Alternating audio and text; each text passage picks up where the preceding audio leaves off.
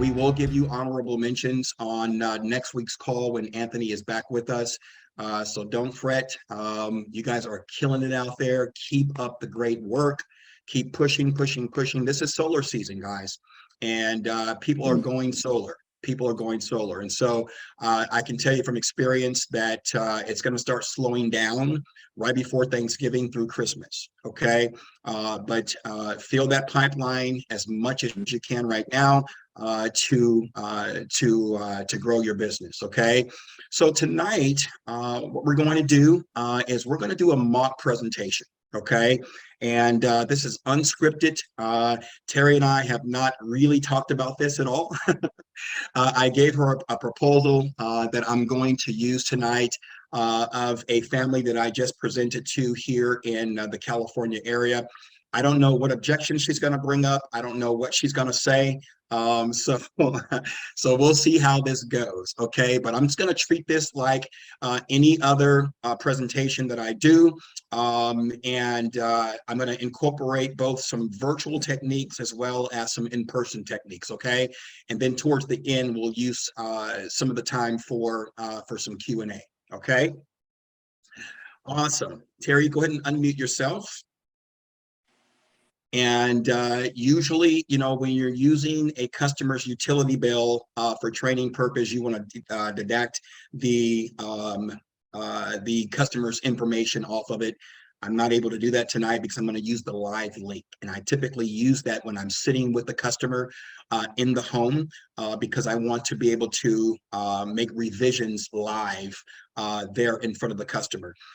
You don't want to ever send them the live link because they can have access to adders and things of that nature, and you want to avoid that, okay? But I do find it safe when I'm sitting in front of a customer, okay? So if we make mistakes tonight, hey, this is a training and a learning for all of us, and so we're going to go ahead and move forward, okay? So Terry and I we've had a previous conversation, Terry the customer, we've had a previous conversation, and now this is a follow-up from that initial conversation, okay? All righty, Terry, are you ready? I can't hear you. Can you hear me now? I can hear you now. Okay. Let me get closer to the mic. Get closer to the mic. Awesome. Well, Terry, I want to first say, thank you. It's so good to meet you face to face. I know that we had the opportunity to talk over the phone, and I'm super, super excited to meet with you tonight and talk about your project because it's a great opportunity for you to to save some money and show your family what you all can do to help offset sustainable or offset dirty energy and fossil fuels by installing solar. Okay. Yeah, thank you for being here. Oh, thank you so much. I really appreciate it. Terry, before we get into the presentation, I just kind of want to go over a couple of things that we discussed on the phone in our first conversation. I know that aesthetics was important to you. Yeah, I don't want it on the front of the house. Okay, that's really cool. I know we talked about oversizing the system because your family will be getting an electric car at some point within the next 3 to 4 years. That's really cool. And you're not interested in a battery. No, okay, not at this point. Okay, and those are the things that I remember from the conversation. And of course, we'll do a deeper dive into exactly what is going to make your family happy. And hopefully by the end of the night, would have shared enough information with you to help you make a decision tonight. No pressure, but I'm going to do my best to provide as much information to you as possible, help educate you through this process to make the best decision for your family. Okay. Okay. Does that sound okay? Mm-hmm. Okay. I am getting bids, just so you know. Okay. But yeah. Okay. That's awesome. And how many bids are you going to be getting total? 3. I've got one so far. They used microinverters and told me about those. So I think I'd like microinverters on my project. Okay. And you're the second bid. I'm Okay, thinking of having Costco Costco. I was at Costco and Sunrun. they said, yeah, Sunrun. Okay. yep. Okay. Awesome. That's fair. I love that because it's important. I tell my clients that I understand the complexity and the sensitivity of this purchase. Besides purchasing a home and a vehicle, purchasing solar is one of the major purchasing choices that you're going to make in life. And so I understand and I respect your due diligence. Okay. Yes. All right. Awesome. Awesome. So before I address the other bids that you're going to get, Terry, what objections can I go over with you tonight? What do you need me to address? What would you like for me to focus on in our presentation tonight? Um, I don't know so much if they're objections. I'm gonna get solar, whether it's with you or someone else. I'm really convinced that this is the right thing to do for my family, for the environment. I can save money on the electric bill. I have family members that went solar and they're excited with it. I'm not an early adopter. I can't believe I'm behind. Uh, but I what? But I'm going to go ahead and move forward with a solar project. I think what's really important to me would be that I'm using a good panel. They talked to me about having a tier 1 panel, and I'm sure that's something you're familiar with being in the industry. So I need something that's a good quality panel so I don't have to worry about it. I'm Okay. looking for a great warranty. It seems like some people have a 25-year warranty and some people have a 25-year production warranty, but if something goes wrong, I have to pay labor and I'm not really interested in doing that. What if I'm retired? I don't want to have to come up with extra money. So warranty is really important to me. And I heard about just a micro, am I saying it right? A micro inverter, right? So Absolutely. those, Absolutely. yeah, so a micro inverter sounds right. And then as we talked about, I don't want it on the front of my house for the aesthetic look. So I'd like it built on, the back or, uh, the south side was okay, but just not the front. I don't want to have to pull into the driveway or guests pull into the driveway and it's Gotcha. already solar right there. Those Gotcha. are the main things. I think a lower payment than Okay. what I'm currently paying is really helpful. So if we can have that reduced and making it where I'm saving money every month. Those would be Okay. my highlights of what I'd like to accomplish. I love that. You know what? So I meet with so many clients who don't really know what they want to do. They don't really have a clear path. So I can really appreciate the fact that you know exactly what you're looking for. Let me ask you this question. So based on those things, I'm going to come back to those in just a second. The first proposal that you received, did that proposal or that company meet all of those requirements for you? Yes, yeah, and that's how I found Did out they? how important those requirements were. Yeah. Okay, okay, awesome. That's really good to know. I can appreciate that. So you mentioned environment, savings, the technology. You're looking for tier 1 panels. You're looking for a warranty that surpasses industry standards. You're looking for the microinverters, and then aesthetics are important to you. Is that correct? Yes, yeah, all those things are correct. Okay, okay. Let me ask you this question. So if you had to choose between savings, the technology, and you know, being green or renewable energy for your family, which of those is highest priority for you?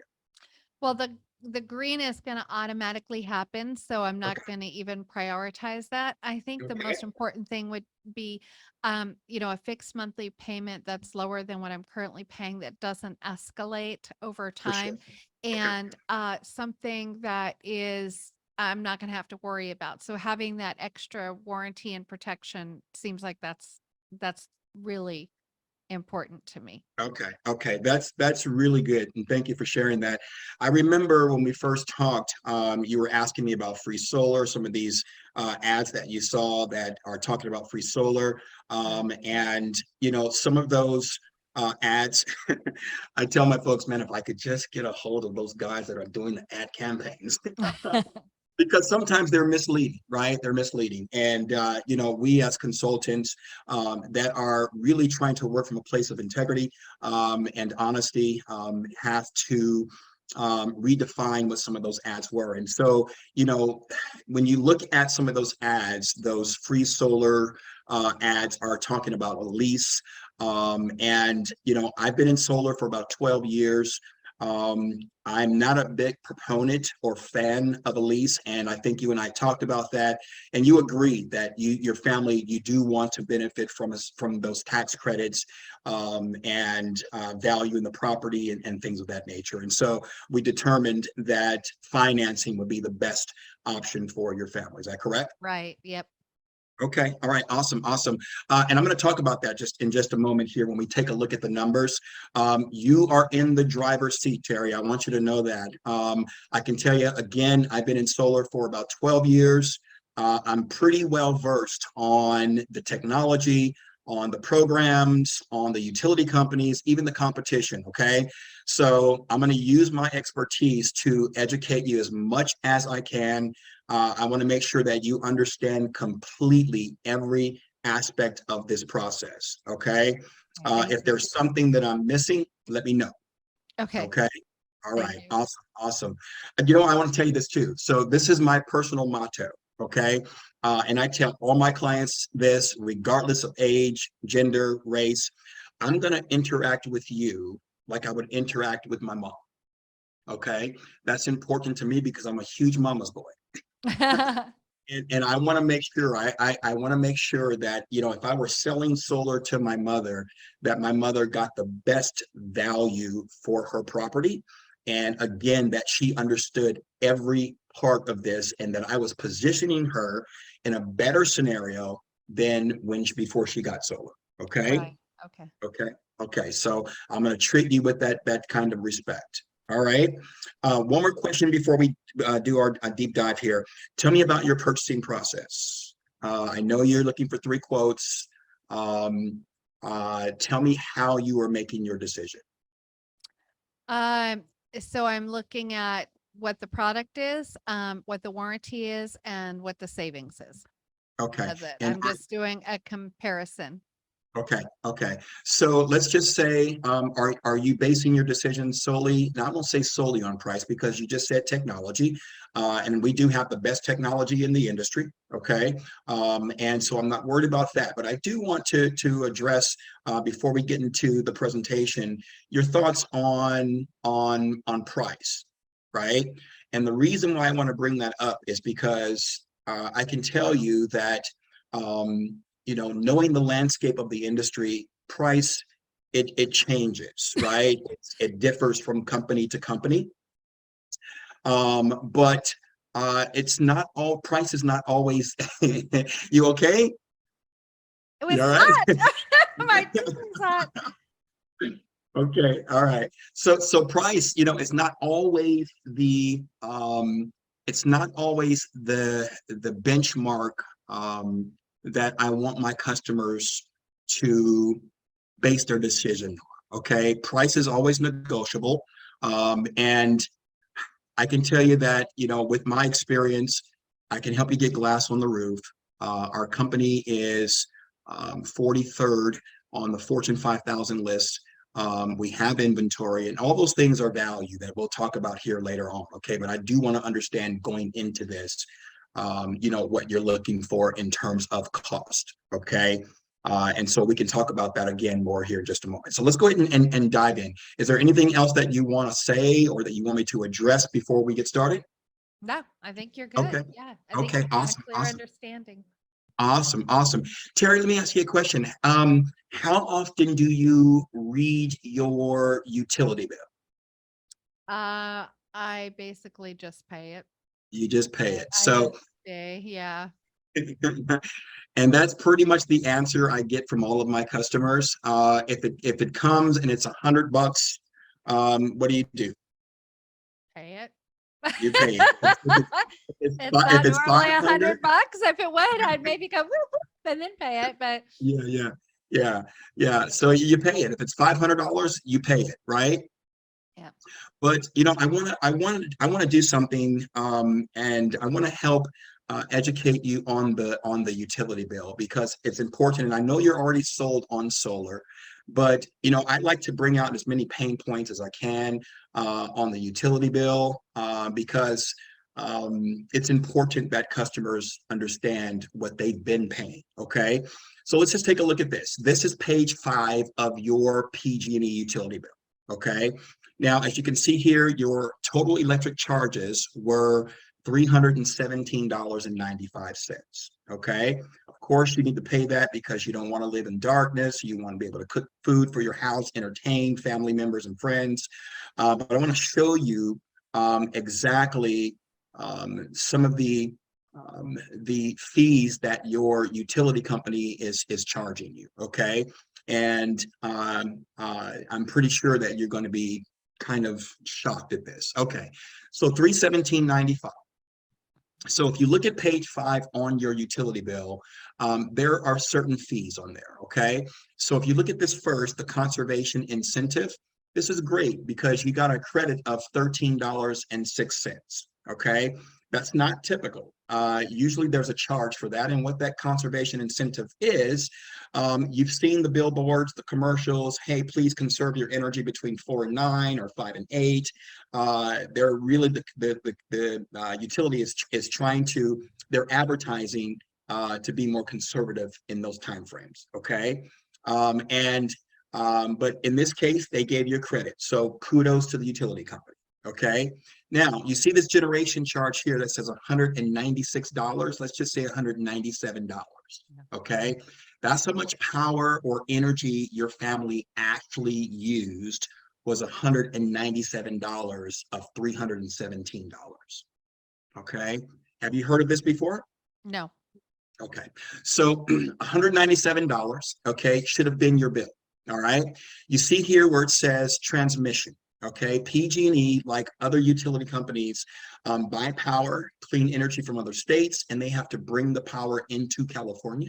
Okay, they charged you $59 for that transmission fee.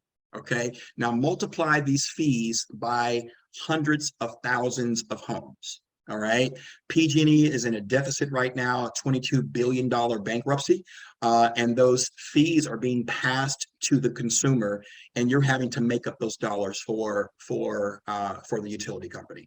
I know this is probably not exciting news, but I think it's important news. Yeah. Okay. Yeah. And again, I'm just trying to educate you on, what you've been doing in terms of energy versus solar. Okay.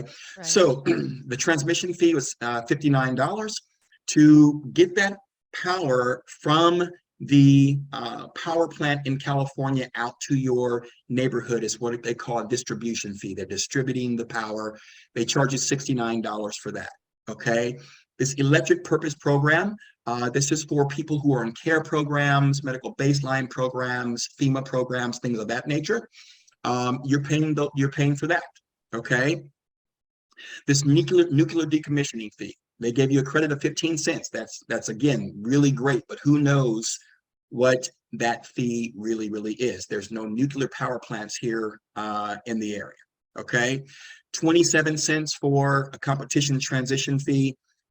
Who knows what that is? Recovery cost, taxes. That's why your bill is $317. Yeah. Wow. How do you feel about that? Yeah. Well, very eye-opening. Yeah, it's very eye-opening. So I really appreciate you allowing me to do that. Okay, so I'm gonna unshare my screen here just for a moment, and then we're gonna transition to the proposal. One second.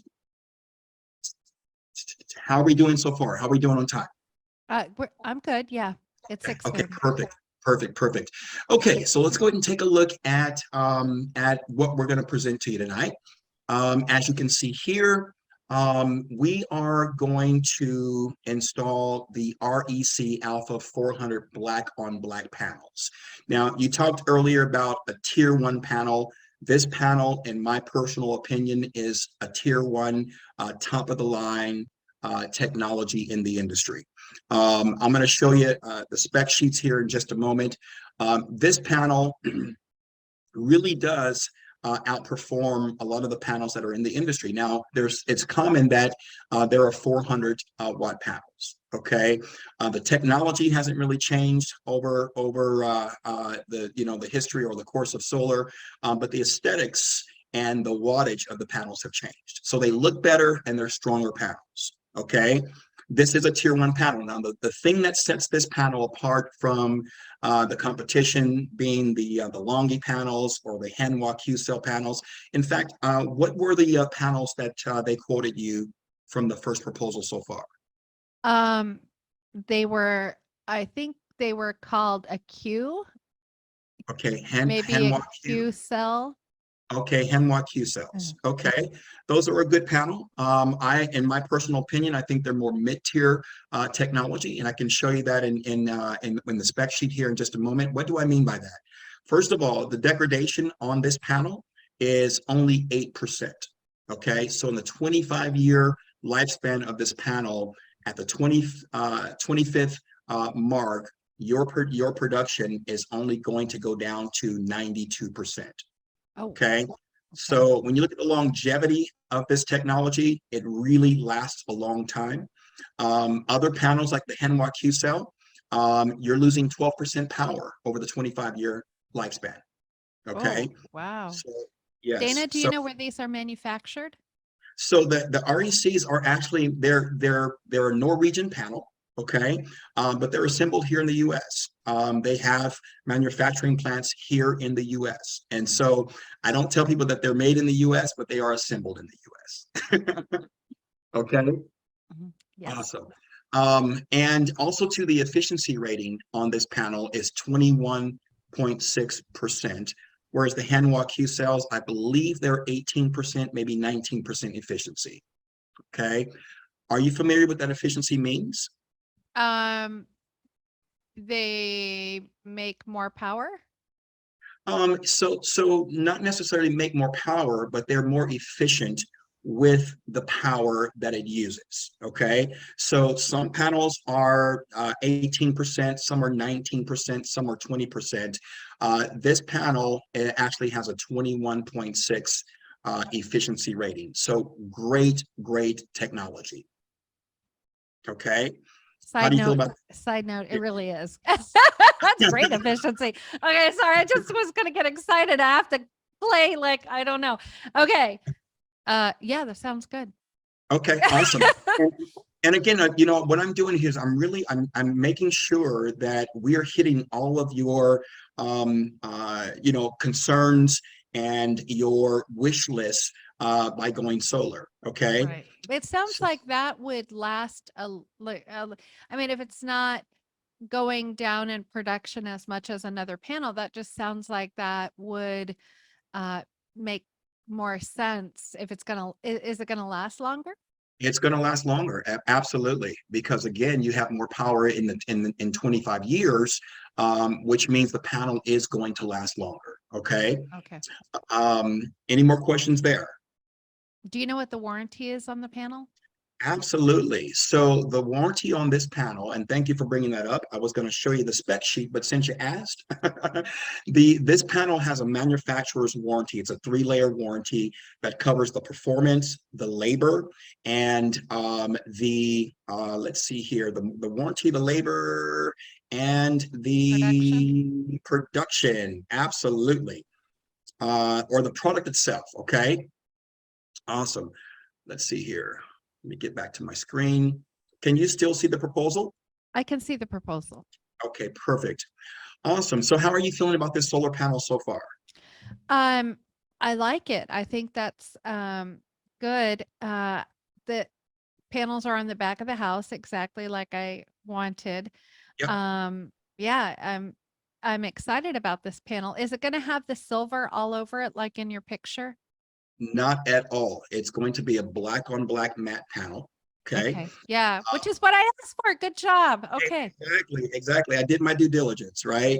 And so if you look at the design, how do you feel about the design so far? You just said that you like it, right? I do. Okay, so we're putting panels on the back of the property, which is going to give you morning and afternoon sun. And then we're also putting panels on the south end of the house. That's going to maximize the production of the panels to give you all day sun all year long. Okay. So is that why they're on the south, like on these over here that are kind of stacked irregularly? Would it Yep. work to put those on that other side with the pool, or does it make more power over here? Absolutely. That's a great question. So when you look at solar, orientation of the roof is key, right? Because again, the south exposure of the property is going to maximize the performance of the panel, okay? Okay. Because you're getting, again, all day sun. The sun rises in the east and it sets in the west. Okay, so as you can see here, the sun is going to go over your property, which means you're getting all day sun all year long. Okay, Okay. and that mixture with the east side of the property, I mean, typically I would probably put panels on the west side, but because of your interest in having an aesthetically pleasing installation, we've avoided putting panels on the west side. Okay. So again, my personal opinion, this is an excellent system. It's going to really perform well and meet all your expectations. Okay. Okay. We're also going to use the microinverters. This is a really familiar and common technology that most solar companies are using now. I don't think I need to really address that because you seem really familiar with that technology. Okay. Yeah. Yeah.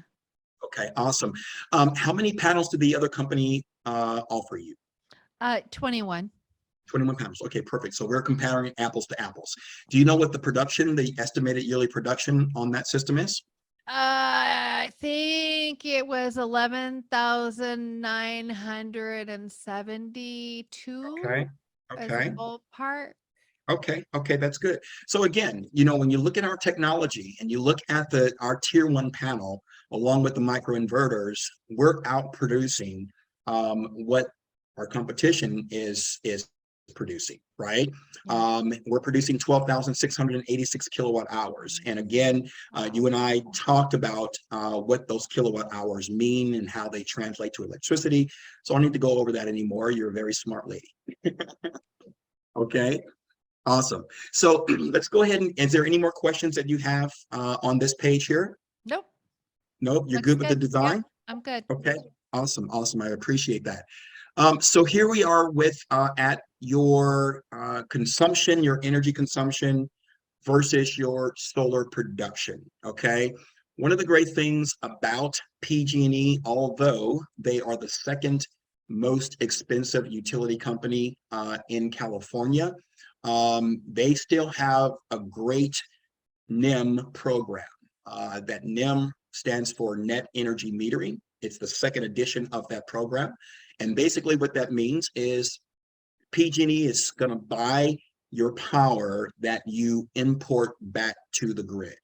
Okay. We talked about oversizing the system. As you can see here, we've oversized quite a bit. In fact, I think we're at 147% of what, Wow. yes, a lot of power. Okay. So your family's going to be able to grow into the system. Now, let me explain to you how the Nim program works. Okay. Because this is really cool. As you can see here, you have a deficit in January and November and December. Okay. PG&E has a $10 a month service charge. It's a delivery fee that they'll charge you or bill you, should I say, every single month. Okay. You can choose to pay that per month, or you can allow it to go into the Nim bank until the end of the year. It's a fiscal year. Okay.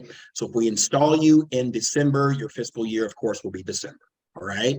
So they're going to look back over the year. They're going to invoice you every single month, like they've been doing now. And they're going to show you how much power you've consumed and how much power you've produced. Okay. So as you can see here in the deficit, it goes into a bank. And then starting in February and March, you're really overproducing a lot of energy. Okay. I know I'm doing a lot of talking here, but again, I'm trying to make sure that I explain it to you in detail. The power that you're overproducing also goes into a bank. Okay. At the end of the year, PG&E will do what they call a reconciliation, where they look back over the year and they're going to subtract any deficit from your surplus. Okay. Does that make sense to you? Yes. Okay, awesome. You have any questions there for me? Nope. No, it Okay, makes sense. okay, let's move on to the most important part. Okay. So here we go. So, we talked about financing for you, ownership program, which is going to put equity in the property. Of course, you're eligible for a federal tax credit and you own the system. Okay. Your average bill was $324 per month. That's the average, which means you have some higher and some lower bills. Okay. For the sake of time, Terry, I do just want to mention one thing, but I'll make it quick. The DOE, or Department of Energy, calculates that the national average for utility companies is 4 to 6%. Okay. However, PG&E was 18.5% with their increase this year. Wow. Were you aware of that? No. Okay, so 18%. So I just want to take a couple seconds to show you what your bill will look like if you decide not to go solar. I know that you're going to go solar, but again, this is very important, especially in terms of the purpose of our conversation tonight. Right. So right now you're paying $324 on average. In 5 years, your bill will be $393. Wow. Okay, let's jump to 15 years. Your bill will be $578. Okay. Wow. It's actually quadruple that, right? So again, PG&E is at 18%. The average consumer can't afford that, right? So going solar is really going to help your family. So your Wow. payment after going solar is $165. Wow. That's really good. You like that? Where are you looking with the other proposal? I think they were about 160. About 160. Yeah. Okay. Yeah. Okay. Okay. Awesome. I can appreciate that.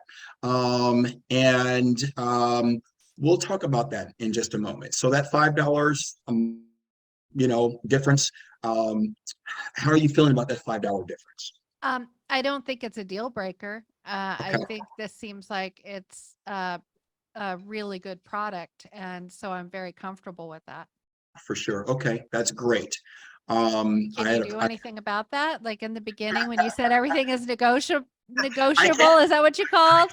Absolutely, I can. I can. Let me kind of qualify this 165, okay, which I'm sure our competition is not doing. Number one, we're going to do a main service panel upgrade for you. I know that yours is on 100, okay, at no extra cost to you. We're also going to do an attic run, okay. So you've seen some installations where there's conduit showing all over the roof. It just doesn't look very good aesthetically, right? And I know how important aesthetics are to you. So we're going to do an attic run. So they'll run all the conduit through the attic to the main service panel so you won't see any of the conduit. Oh, wow. Okay. Okay. Yeah. Okay. How do you feel about that? That's going to look nice. It's going to look nice. Okay. I'm trying to justify that $5 for you. Okay. And we'll come back to that. Okay. Because that's a conversation that we can have later on. All right. So based on this system, we're looking at 25 years, 2.99%. Now, this is the conversation I'm going to have with you. Like I've been talking so much tonight. What questions or comments do you have for me so far? on this page right here. Mm-hmm. I think that with the other company, it was 1.49% for the financing. Okay. Can you fix that? Can you make it 1.49? You know what? That's a great question. Unfortunately, I cannot do that, and I'll tell you why.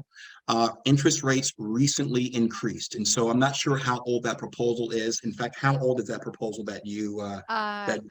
I think I got it 3 weeks ago. Okay, yeah, interest rates went up. I think it was October the 3rd. Okay, and so be aware of that. Interest rates are increasing, and so there's an urgency to go solar sooner than later. Okay, Okay. because interest rates are increasing. right? Okay. Now let's put that in perspective because I'm going to show you a couple of things.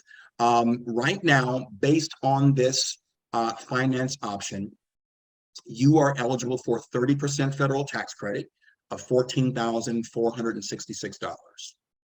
Okay, based on this on this option.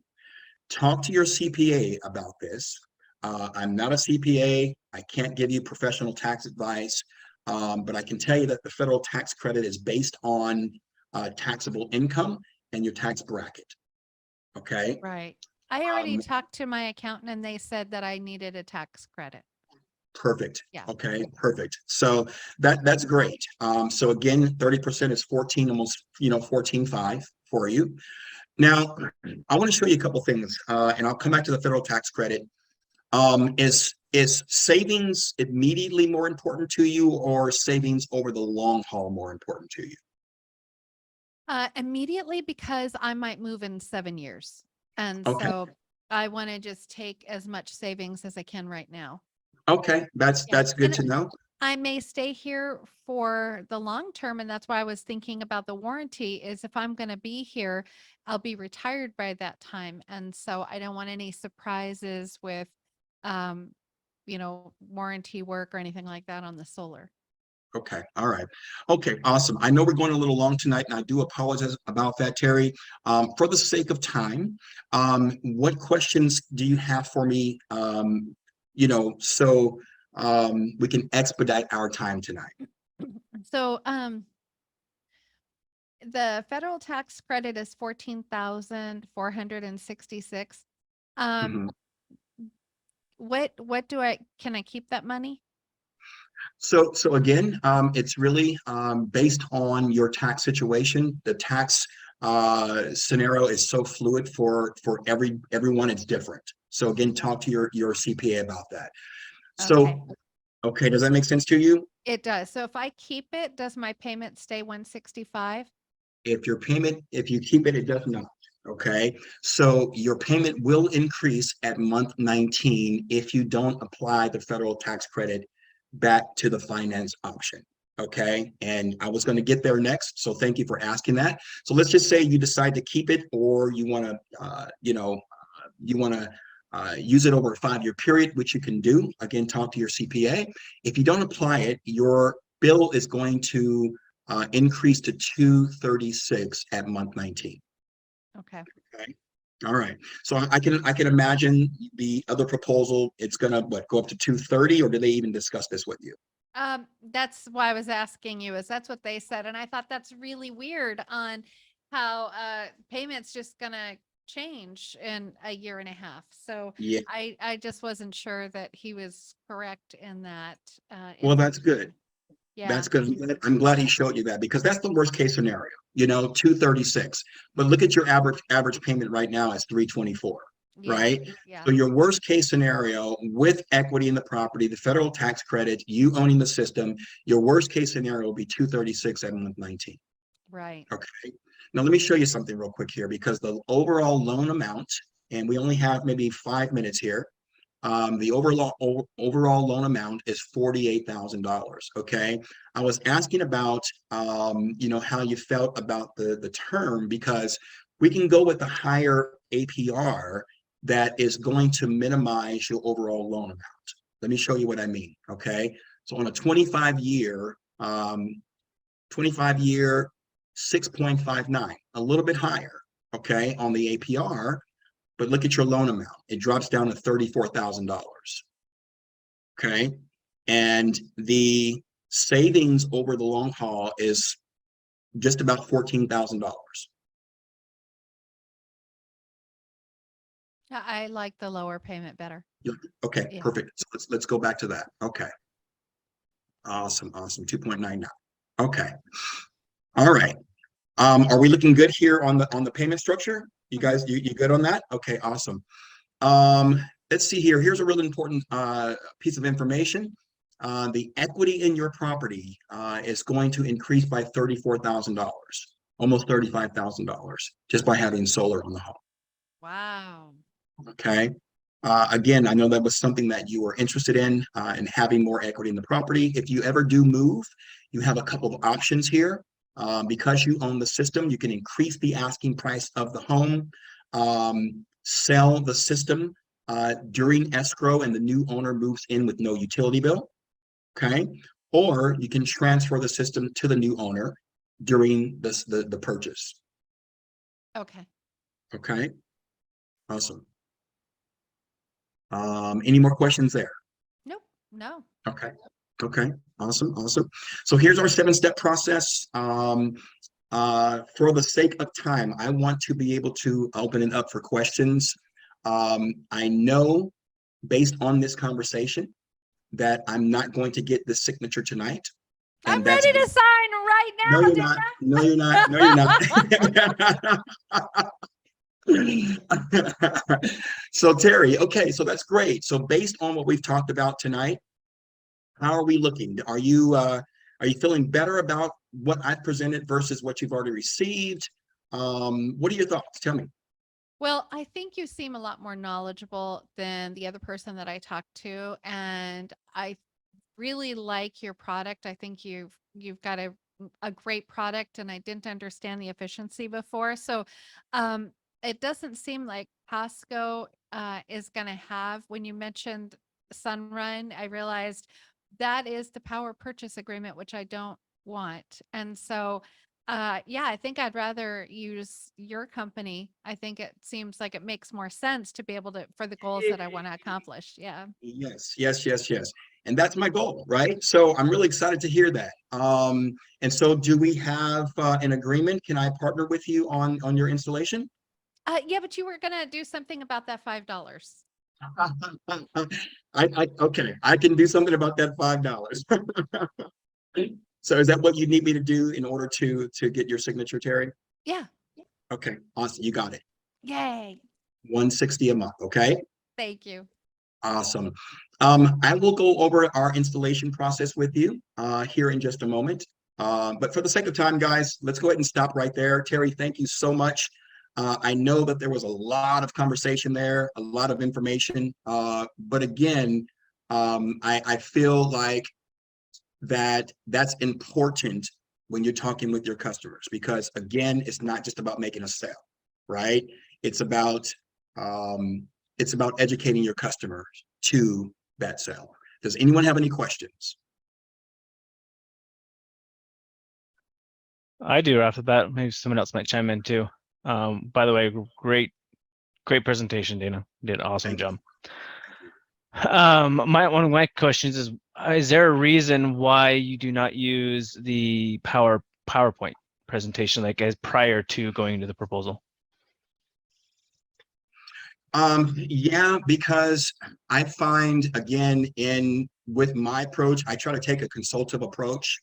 And the presentation is a little salesy for me, right? And it duplicates a lot of the information that's on the actual proposal. And so I feel that I can communicate that information, more effectively than actually showing that and then going to the proposal itself. So I always sell off of the proposal 100% of the time. Yeah. Because I guess one of the things that I guess maybe I didn't catch it, or maybe you did and you said it and I didn't catch it. Because I think one of her concerns was, that $5, right? That value of the additional $5. Mm-hmm. And I think, at least for me, when I've kind of pitched it or seen other guys pitch it, at least the difference with Powur is they have that 30-year warranty, right? That's sure. a huge value that like 90%, 95%. At least I've never seen anyone else really do that, right? That 30-year versus the 25-year, right? And sure. to kind of hit that. And so that proposal or that presentation PowerPoint, that's kind of goes over that warranty, but maybe that's something maybe you hit on in your proposal usually. Yeah, it is. In fact, I normally start off showing the warranty first. And I also show what the spec sheets look like. But again, I knew that we're going to have limited time tonight. Sure. I'm typically in the home for an hour and 15 minutes, right? Because I want to give them all of the information. So I try to kind of change it up a little bit tonight to be mindful of the time. But yeah, you're correct. You're correct. Cool. Anyone else? Brian, you're muted. Go ahead and unmute yourself. Should be able to unmute. Hey, Dana, Yes. how you doing? Over the Well, years, I've felt like proposals were the wrong way to call like what you're reviewing. I feel savings reports are a little more customer friendly because we're talking about their savings. Mhm. How do you feel? Have you got any like customers that feel like you're too salesy with using proposals or quotes? I know you didn't say quote, but you said proposal. I was just Yeah. wondering. Yeah, no, I don't. I can tell you that again, you know, my approach is a conversation, right? Mhm. And you know, I try to take out the salesy feel of it and really educate the customer. And so what I didn't really have time to do tonight was to really converse with Terry, right? This is a very sterile environment right now. When I'm in front of the customer, I'm using humor, I'm laughing, I'm going off topic, I'm talking about other stuff, right? And I'm really making it a scenario that is comfortable for them in their home at their kitchen table. Okay. And so it depends on who I'm talking to. If I'm talking to someone that is numbers driven, then yeah, my focus is on numbers and cost savings and federal tax credit and APRs and all those kinds of things. So I really change it up based on who I'm talking to. Okay. And so that's really important. And that initial conversation, and I'm not sure if you noticed, but I try to start with objections, right? Because if I go right into a presentation or if I go right into a sales presentation that Bo was mentioning without understanding what I'm walking into, then I'm kind of shooting blanks, right? And so I want the customer to explain to me up front, what are you dealing with? What are you seeing in your conversations with other companies? Tell me what I need to address, right? And I like the fact that I was second proposal and not first, right? Yeah. Because it makes it a little bit easier, right? And so the issue with being first is that for the second and third guy is that the customer usually that becomes like their holy grail, right? All other proposals have to kind of come up to standard of that first proposal, right? And so I kind of get that out of the way and talk about some of the things that they saw on that first proposal versus, you know, what I'm going to be offering them. And I hope that answers your question. Yeah, no, that was absolutely awesome. One other thing that I was just thinking, I don't know, I thought of it and I'm still listening and it's gone now, but I do appreciate that. It's all good. It's all good. Hello, can I ask a question? Yes. Yeah, I missed a bit of the presentation because I was busy setting my son up for bed. He had to have a shower and everything. So I was multitasking and trying to follow along. I missed the actual cost of the panel itself. Like when I start pitching to people and they ask me what is it going to cost me, that 165 you were talking about, that's just for their regular monthly bill, right? It's electric bill, solar bill. It doesn't include the cost of having the installation, right? It's No, it separate cost. absolutely, no, ma'am. It absolutely includes, it's all inclusive. So that's for site survey, that's for CAT drawings, that's for permits, that's for installation, that's for travel time, that's adders, it's the whole kit and caboodle. Okay. Oh, wow. So yeah, and so if I were you, I would really stay away from having line item numbers or talking numbers, you know, this costs this and this costs that. Just give them the overall number. Okay. Okay. And again, you want to show them as much savings as possible. And I didn't really have time for the sake of training to go in, how do you price out a system? How do you justify a certain PPW and those kinds of things? But all that plays into the overall number. But talk to your mentor or whoever is your sponsor to get some feedback on that stuff. Okay, you also sent me a map of where you operate across the states. I'm not sure if it was you that sent me the map or not. So you guys operate basically in those states that were colored on the map. Like, you're comfortable traveling to any of those states to make the installations, right? So we don't necessarily travel to those areas, Jane. A lot of the sales in the other areas, in fact, 100% of the sales in other areas are Zoom, right? So, you can sell based on wherever you are in any of the areas that Powur currently has a footprint on Zoom. And then But we the use actual installation is done by your technical people, right? we use local installers. So We use local Oh, installers in each of okay. those areas, right? And so it allows us to keep our overhead down and our inventory up, and to have a broader footprint by using those local installer partners. Great. Anyone And if else? there's materials that you can send us, that would be great. Like that we can use in our presentations when we start making our pitches. Sure. So I will encourage you to use knowledge base in the portal. There's a plethora of information in there that's going to be helpful for you. There's marketing material in there. There's extensive training on products and financing and things of that nature as well. Okay. Okay. Anyone else have any questions about anything? Brian says, I recall you are the first quote. Do you ever encourage if they're not sold on the spot? Can you kind of clarify that for me, Brian?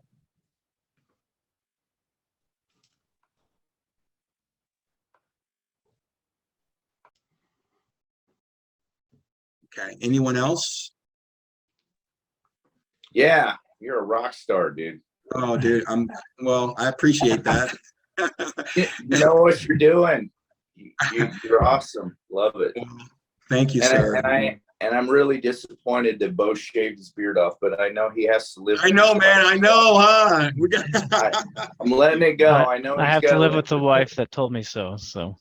Oh man, I can't believe We got it. the boy I can't Bo believe back. she said that. My wife would freak out if I shaved my beard off. It's funny because I used to be clean shaven. And when the first time she saw me with my beard, she's like, "Oh my God." That's funny. There's hope, Anyone man. else? Anyone else? Thank you so much, Clayton. I've been doing this for a long time. Terry is my mentor. And it just, here's the thing, guys. Here's the thing. Whatever energy you put out to your client is what you're going to get back. Okay. That's why you need to be prepared, have all your ducks in a row. When you get there, if you're fumbling around, if you don't know the answers to questions, it's really going to squash the sale for you. Okay. So practice with your spouses, practice with your friends, practice in the mirror, practice, because your competition is going to be better than you, if not. Hey, can I say something, Dana? First, you were excellent. Oh my goodness. But I have to say that this is really how Dana does it. And I went on a site visit with him one time. He asked me to go, I think we were in Atwater to that family, but literally Dana was doing this standing at their kitchen counter, and the wife was coming in. They had like a farm, and they were in cowboy boots, and they had kids, and she was cooking dinner, and he was standing there talking to them, and he knew what he was doing. So when he's talking about practice, he was able to tell them, what the savings look like, what was happening. and had both of them captivated. They were really, really interested in it, but he had done it so many times and he knew the outline of the proposal and he was able to talk to them about going solar. So like you said, Clayton, he really does know his stuff, but Very he so does kind. it in a conversation where it's not where you feel like it's, as you know, Brian was talking about it being a proposal or a savings report. He makes it so it's very friendly and everybody remembers Dana. Everybody is friends with Dana. They may show up at church because Dana helped them, right? And they're friends now. So he really builds, he's not just doing lip service here. He really does build a great relationship with the customers. And he's really good at listening to what they say. So he listened to them or to me, and then he referred back to that later in the presentation. But with him doing this for 12 years or 16 years, he didn't sound like it was a canned presentation. I think you had a great I know you would have had eye contact with me if we were not over Zoom, but you have just a great relationship with the customer. So I think you did an outstanding job. Thank you, Terry. Right. I'll have to pay her later on. Hey, Dana. Yes, sir. Yeah, and I could brag on Dana too. I've been with him at some of his presentations, but I just have a question. Yes, sir. How do you address MPUs when that comes up? The the customer saying, "Am I going to need an MPU?" Great question. So number one, you always want to go out and look at the main service panel with the customer. Okay. So when I put my bag down, I say, hey, before we sit down, you mind if we take a walk out and look at your service panel? Okay. Go look at it. If it needs to be upgraded, then I will tell them that we're going to upgrade this service panel for you at no additional cost. Because I always included MPU to be determined. Okay. If for some reason they don't need that MPU, it can go back into margins, or if you want to give it back to the customer, you can do that as well. I don't say that because it kind of sends a wrong message, but I just tell them that we're going to do it for them at no additional cost. Okay. So yeah, that's how I handle that, sir. Okay. I did notice it was already built into the proposal. So Dana sent me the link right before we met tonight. So I got to see what panels is he going to pitch me. That way I could come up with objections. So I was going to give this objection about the main panel or give this objection about the warranty. But when I looked at the proposal, he had built in the warranty already, and he had built in that main panel upgrade as potential main panel upgrade. So that fantastic pricing was with all of that already included. So he didn't start low and then raise it with that main panel upgrade. He started with, you need a main panel upgrade pricing. That was good. Okay. So good question. No way. I think you have a question, my friend. Before I say that, you never want to leave an objection unanswered. Okay. You don't want to skim over it. You don't want to jump over it. You don't want to ignore it, because that is going to be that's going to bite you in the fanny later on.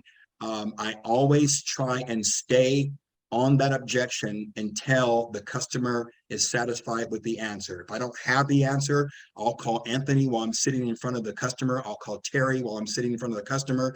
I'll Google it in front of the customer, right? Because you want to make sure that you answer all their questions. Go above and beyond what your competition is doing, okay?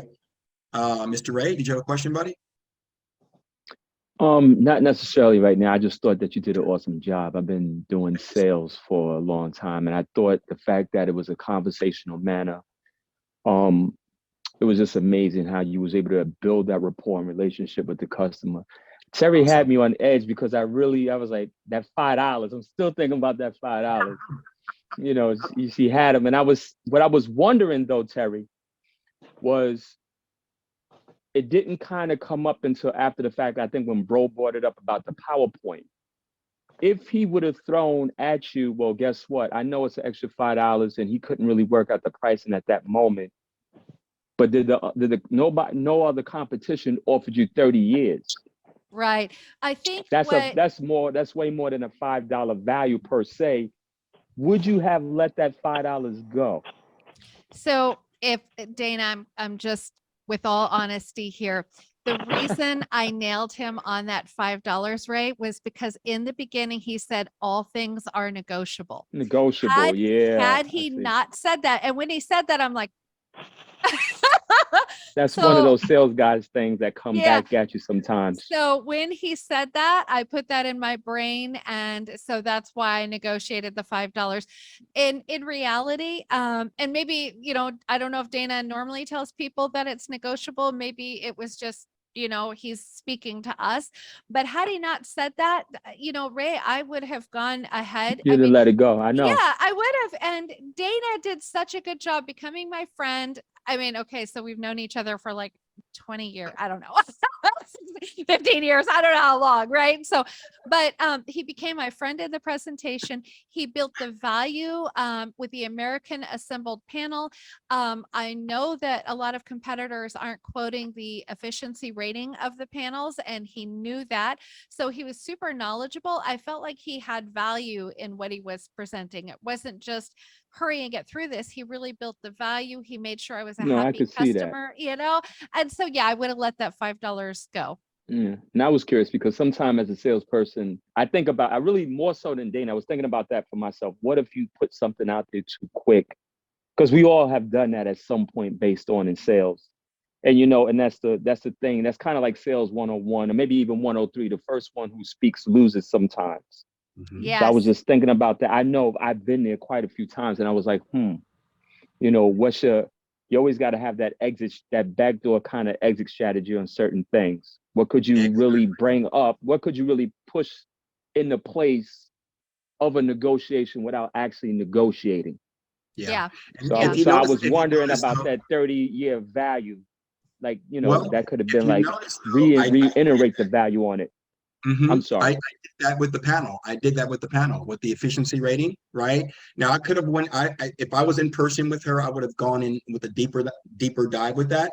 I personally, and I'm not kidding when I say this, I intentionally said it's negotiable because I want her to know that I want to work with her, right? Nice. So when I had to address it later on, I was prepared, right? Yeah. Now, if she would have, because some customers, you'd be surprised, man, they will balk over that $5. They won't budge on it, right? So it gave me leverage to say, okay, I tell you what, if I take that $5 away, can I get you to sign right now? Well, yeah. Okay, done. Yeah. Right? That's gutsy, Dana. Wow. Yeah. Anyone else? So Dana, Brian. To negotiate. Go ahead, brother.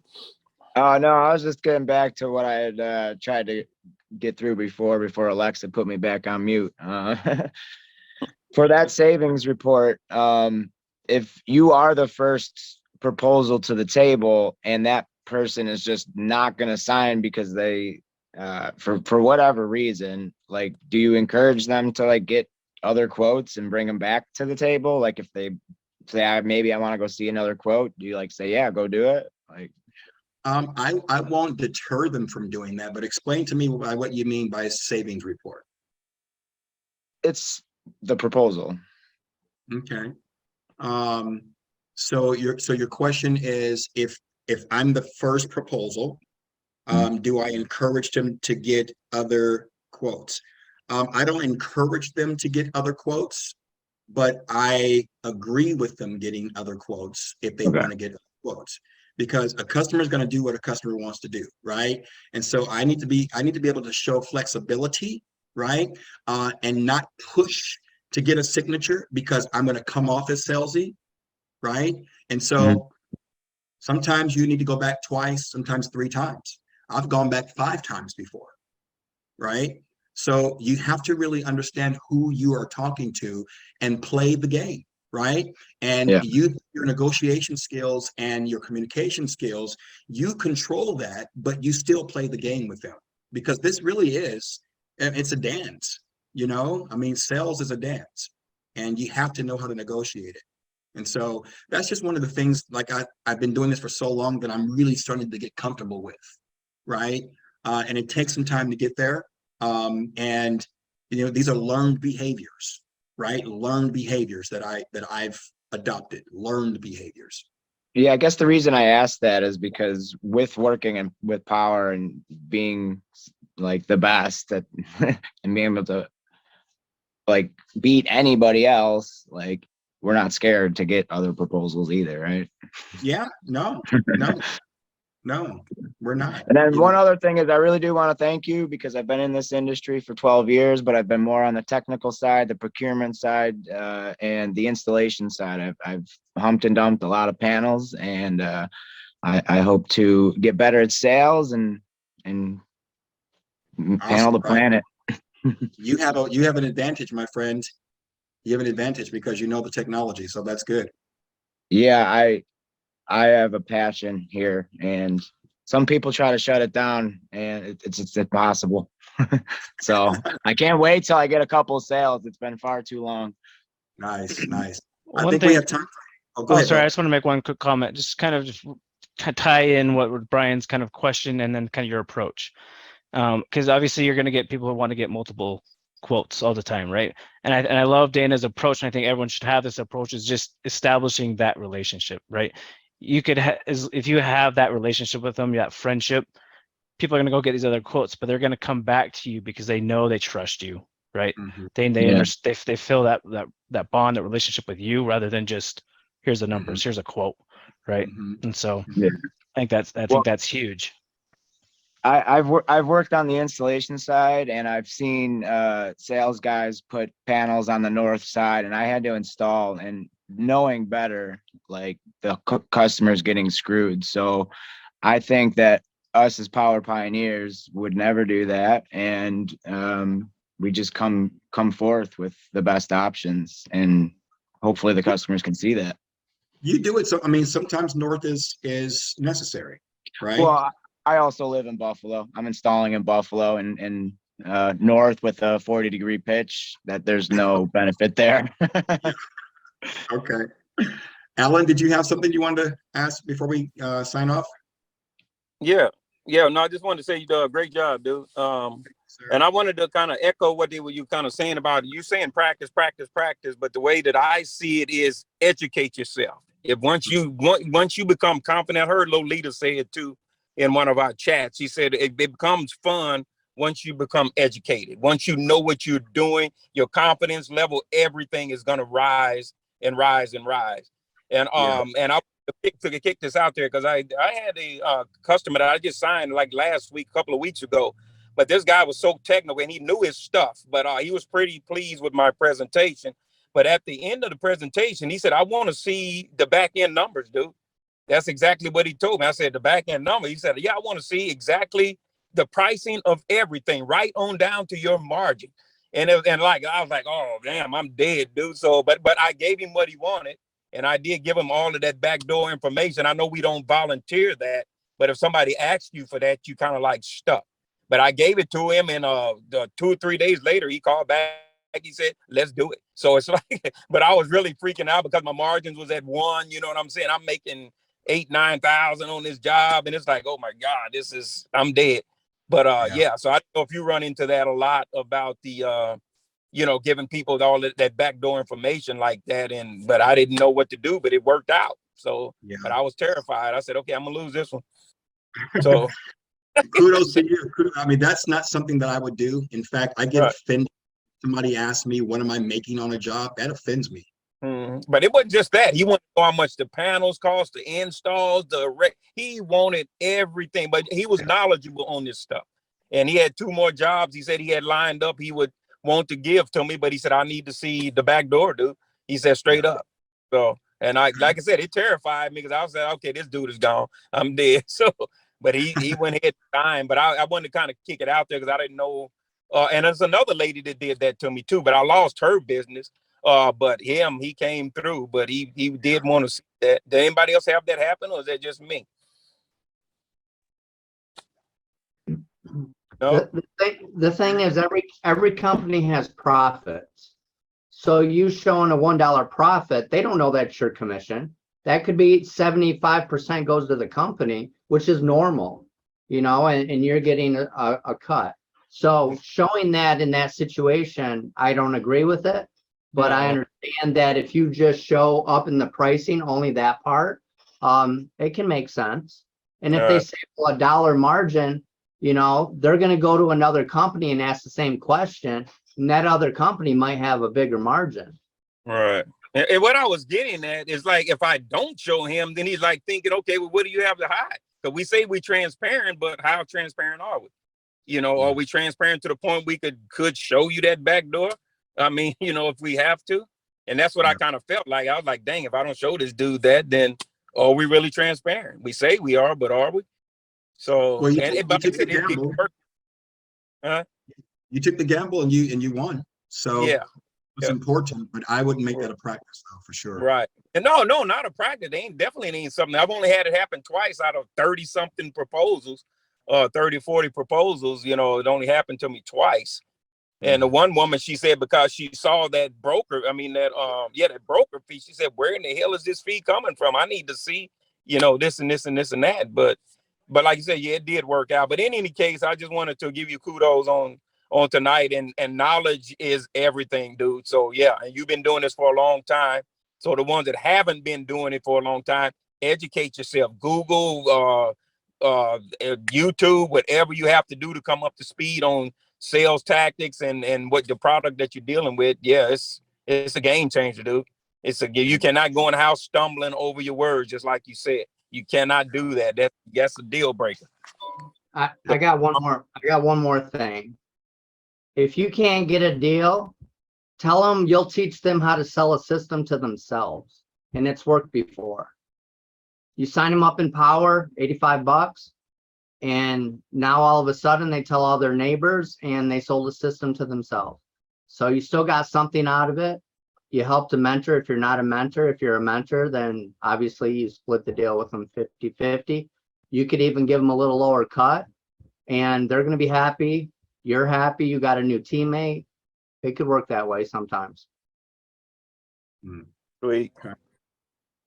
Anyone else? I know we've gone really long tonight, and I really appreciate you all for all the kudos. Appreciate you for your patience and your time. Anyone else before we hang up? Mr. Dexter. Just want to say excellent presentation, Dana. I really enjoyed it. Thank you, sir. Got a lot of nuggets from it as well. Yeah, really Thank you. job on that. And Thank you. Ray may have had a couple more questions. Bo, did you, Ray? After we sign off, get ready to sign off. Yeah, I can stay after and talk to Ray. Yeah. Okay. All right. Yep. Okay. Awesome. Awesome. You guys are great. I really, really do. Again, I thank you. Reach out to me if you need any help, even if I'm not your mentor on the job. Reach out to me. Ask me questions. Reach out to Terry. Terry is awesome. Anthony is awesome. Bo is awesome. John, reach out to us, guys, and leverage what you have to get that sale. Okay? Leverage it. All right.